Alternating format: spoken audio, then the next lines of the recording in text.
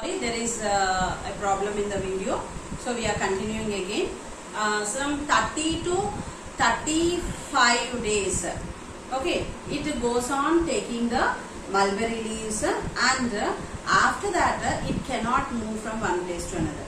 What is happening? From its mouth it is releasing, okay, a jelly like substance is coming out. Those are only called as the proteins which are released from the caterpillars. The proteins are released from the caterpillars. From that only the silk fiber, it forms the cocoon. So when it is exposed to the air and heat, it becomes, what will happen? Strong it will be. The net is woven completely to cover the body of the caterpillar.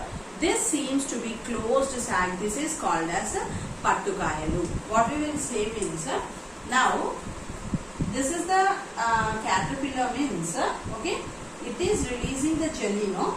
This jelly, what will happen means, it forms around like this.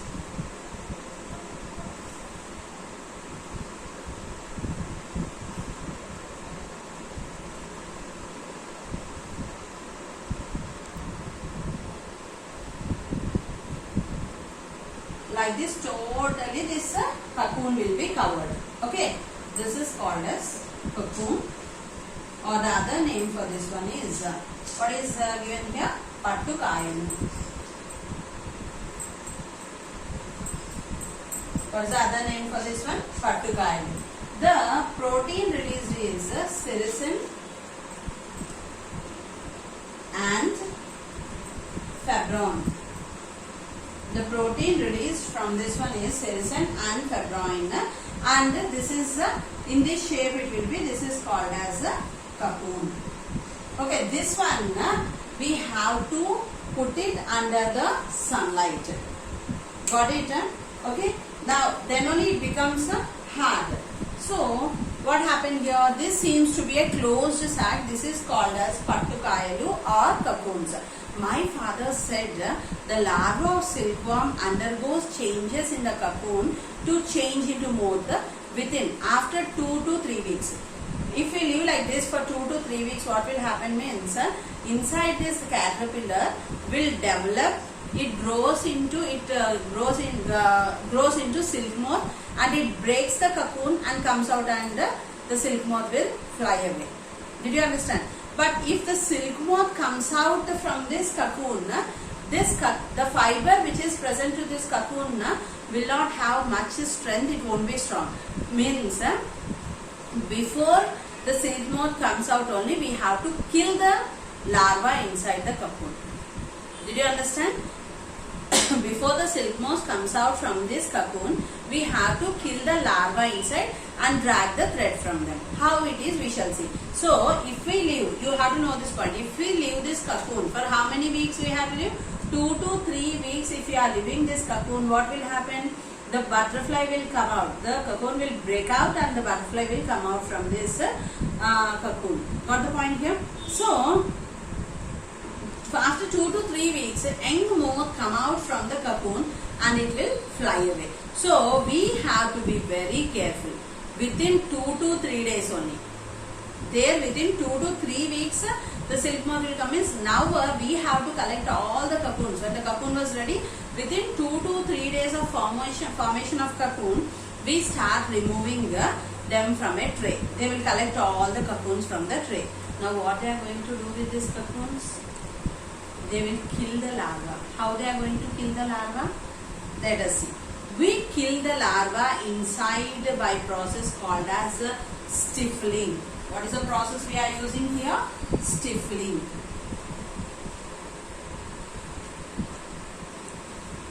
Killing the larva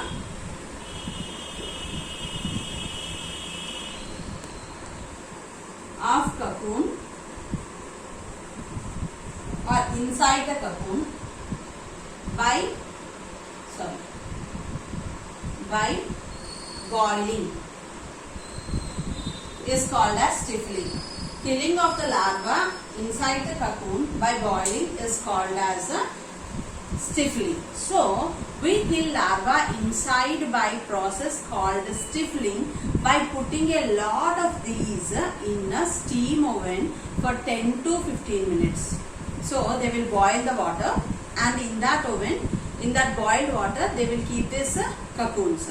And the cocoons have to be stifled to kill the larva inside, as otherwise it will cut it the way out after growing into a silk moth and spoil the cocoon. If the silk moth comes out, the cocoon will be spoiled. We will not be able to get a continuous thread. If you want to get a continuous thread, you have to stifle the cocoons. Then thus we won't be able to obtain quality fiber for fabric. Stifling helps us to store the cocoons for long time also. If we boil the cocoons, we can store it for a long time, and whenever we are, they will pack them. Package system will be there, and they will pack them, and whenever it is necessary, they will use them. If we did not stifle them, what will happen? The silk moth comes out and the thread will not be useful for us. Then this process is usually done in a reeling centers. Where they will do? In reeling centers we will do. These cocoons are kept in sealed bags. Why? Again to sell in the market. Some people will buy silk moth, some people will buy eggs, some people will buy silkworms, some people will buy cocoons. So some people will buy cocoons after stifled. Okay, so these cocoons are kept in sealed bags and sold at the cocoon market. If not stifled, we sell them off within a week. If stifling is not done, means what they will do means they will sell in the market within the 1 week. The people who are buying without stifling, for what purpose they are buying? To get the new silk moths. They will collect all the silk moths and they will rear one. Who took after stifling, they will take it for only for the sake of thread. Got the point here? Then my father usually inquires about rates of cocoons in the market. When we are doing business, automatically we will see what is the market rate. Then for how much we have to sell. Always business minds will be like that only. We have to see that one. Then he will where he will purchase at Hindupur, Madanapalli, Dharmavaram, Kadiri, Palmanur, Raichot and Hyderabad. See the places where it is. Hindupur, Madanapalli, Dharmavaram, Kadiri, Palmanur, Raichot and Hyderabad are the places where these reeling cocoon centers are there. Then not only mulberry tree is useful for cocoons, but we are using one more tree also, where the caterpillars can form the cocoons and we can use that thread also. What is that tree? We shall see. It is oak tree. Apart from mulberry, tussar silk. We are using one more. That is only called as Deshavali Pattu. What we will say it as a tussar silk. And the other name is Deshavali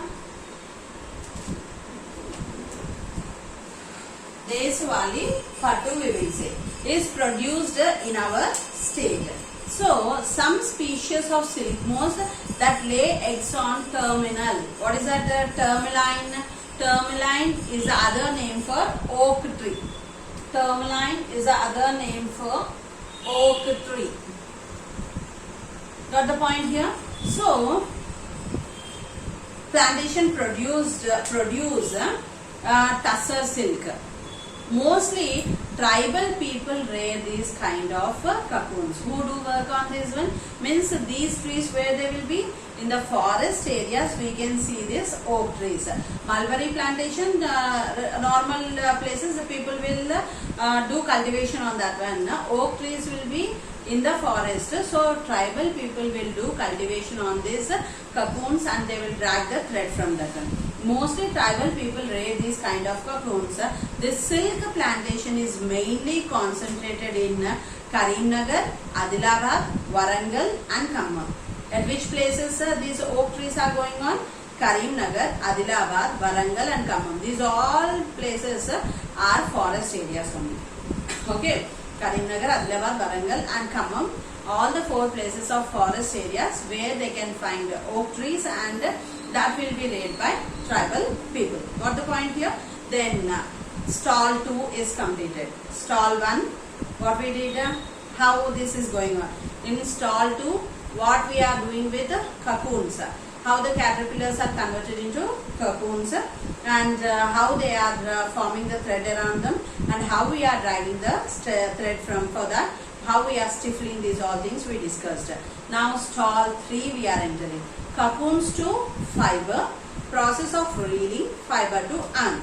Nilima observed that some people were boiling and stirring them in large pots. Means you see here, the people who are working there will have a lot of foul smell when they are boiling. Means they are going to kill the larva, or means they are going to kill the caterpillars. A foul smell and even skin diseases and respiratory problems will be there. The people who are working in this stifling process. The people who are working in this stifling process, 3 things will be there. What is that? There a foul smell will be coming. Then they will have skin diseases and they will have respiratory problem. Why? Because they are inhaling that one. So locating, you can see in the figure the people how they are working there. Then located and reeled on 2 reels. A person stood in the corner explaining about the process of obtaining fiber from cocoons. One more person started explaining about how to drag a fiber from the cocoon. I am Prashant, okay, from Shadnagar of Mahabubnagar district. One is from Palmanur, one is from the other place, Pratima. From which district she was? Method district.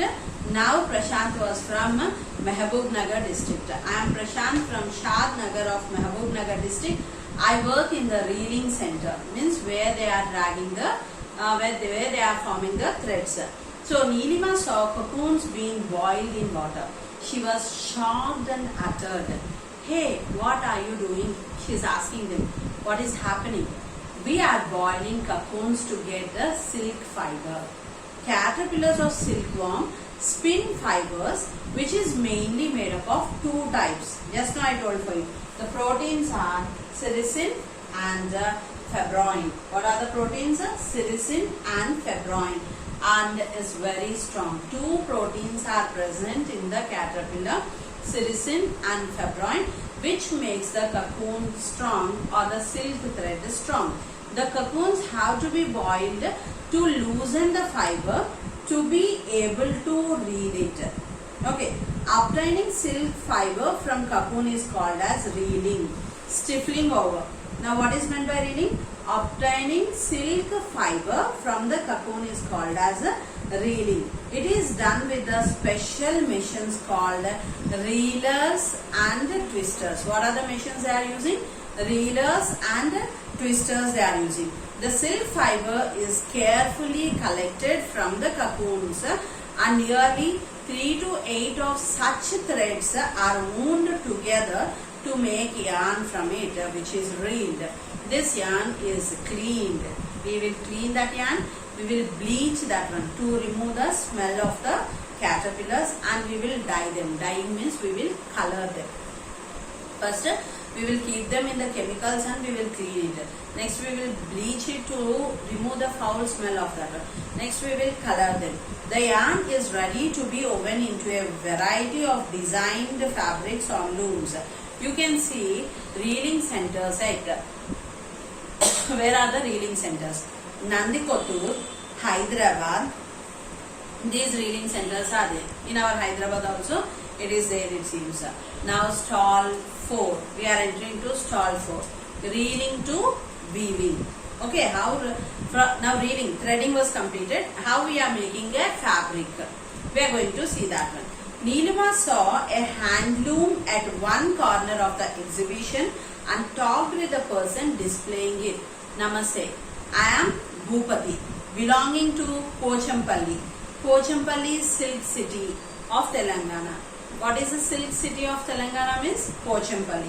We weave silk fabric by using silk yarn on hand looms. For us, weaving is a traditional occupation. So we get silk yarn from reeling centers to weave a variety of sarees.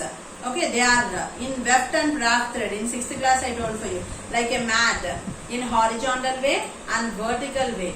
We are having two types, handloom and powerloom is it. Handloom means the people will work on that. Powerloom means the machines will work on that one. So it goes in horizontal way and vertical way. The other name for that one is weft and draft threads. They are forming the silk fiber. We get silk yarn from reeling centers to weave a variety of sarees. Pochampalli, Dharmavaram Pattu. Pochampalli Pattu and Dharmavaram, famous types of produced by our state. Pochampalli Pattu is also called as tie and dye or Jamadagni. Jamadagni. What is that here? See once. Start. Silk city is called as Pochampalli. Okay. The other name for this Pochampalli is Pochampalli Pattu, not Pochampalli. Pochampalli Pattu. The other name is tie and dye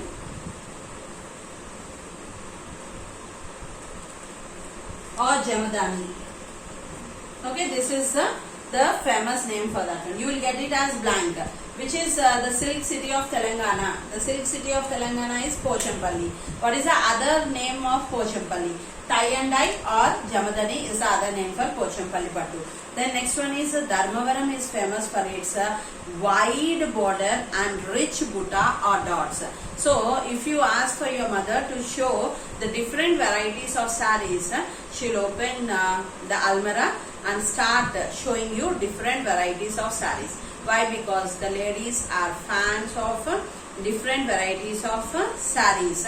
So if you ask her, she will be ready. Show me Banaras, show me Dharmavaram, so show me Kanchipuram. Like this, if you ask her, she will start her saree exhibition in the house itself. So you can take the help of your mother to have a saree exhibition of hers. So here we are having Pochampalli Pattu and Dharmavaram Pattu we discussed. Then what are the different types of sarees we are having? From which places we are getting that particular sarees and all.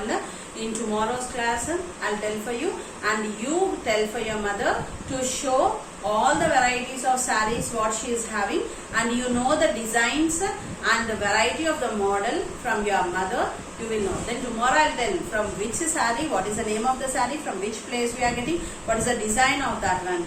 Okay, I'll conclude for today. Thank you.